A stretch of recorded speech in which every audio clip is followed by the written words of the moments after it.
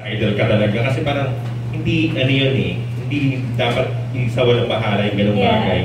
So masasabi mo ba ngayon na hindi mo na yung gagawin ulit or nalampasan mo na ba yung ganung stage or paano ma-explain? Ngayon po masasabi ko, pumapasok kasi siya din minsan sa isip ko pag depressed po ako. Kasi parang feeling ko, yun na lang yung minsan feeling ko, yun na lang yung solution. Minsan po. Pero ngayon po kasi masaya ako. So wala yun. Parang feeling ko na-overcome ko dahil masaya ako ngayon. Na sobrang blessed ko ngayon sa life ko, sa career, sa love life ko, lahat po. So for me, feeling ko, part talaga siya ng cycle ng life. Struggle, kumbaga sa story, merong struggle na part eh. And feeling ko yung struggle ko sa buhay. Nagkawa mo na ba before Rise na talagang mag-attempt? Or saan ka na umabot?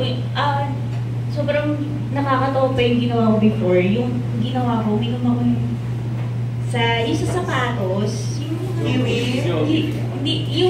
bawal kainin, yung bilbilog. Yes! Yun. Inipon ko lahat yun. Tapos kinuha ko yung yung hot water, lagay ko. Pero before ko inumin yun, nagpaganda muna ako and all, para maganda ako. Pero totoo po yun, kasi bata pa ako nun eh. Ilan taon ka?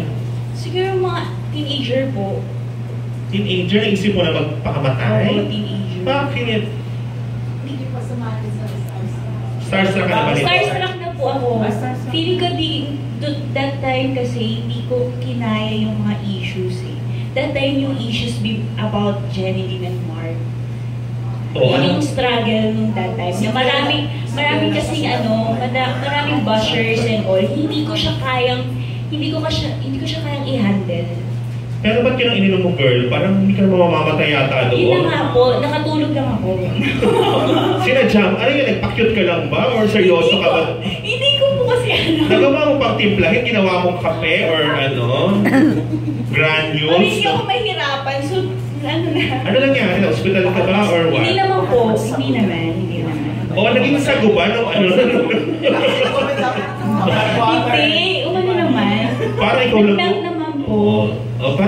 Pero may times po na sinasaktan ko po yung sarili ko. Like kung ano po yung mahawakan ko, pinupuko ko, inahampas ko yung pulo ko sa pader. But before po yun, hindi ko siyang ginagawa na ngayon. Pwede mo bang i-promise na hindi mo nagagawin ulit yan, girl? Kasi di ba, ano yan talaga? Alam mo, hindi dapat, di ba? Oo. Tapos pag malungkot ka, meron ka bang taong na pagsasabihan? You have to talk to someone, ha? Pag may mga ganyan kang napagdadaanan. Promise ko po. Oo, no? Kasi di ba, meron mga gumawa talaga, seryoso talagang namatay, di ba? So, yung pinapromise na ni Ryzen, hindi nagagawin. Pinapromise din ninyo na huwag nyo na siyang iintrigaan. Isa din po yun siya nagpapabigat ng damdamin. Oo, pero hindi namin mapapromise yun. Pwede naman magaganda ang sinusulat natin. Para good vibes lang tayo lahat. Di ba? Gusto mo XD? Balik. Okay, thank you, girl.